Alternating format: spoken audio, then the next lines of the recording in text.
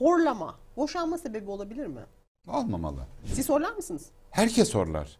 Kim horlamaz? Ölüler horlamaz sadece. Bir dönem çok modaydı. Lazerle horlama ameliyatı yapardık.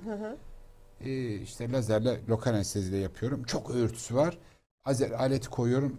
Öğürü, aleti koyuyorum. Bir hale geldi ki aslında gözü şişti böyle öğürmekten bir hal. Karısı da bekleme sonunda. Bu arada ameliyatın yarısına geldik. Normalde 3-5 dakikalık işlem uzadı. Küçük dilin yarısına kadar geldik. Doktor bey dedi ameliyatı yarım bıraksak olur mu dedi. Olur dedim.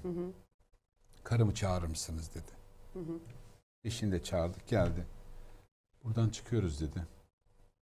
Pılını pırtını topla babanın evine gidiyorsun dedi. Şu çektiğim rezilliğe bak dedi ya. Şu çektiğim rezilliğe bak dedi ya. Ben bu ameliyatı senin için oluyorum dedi ya.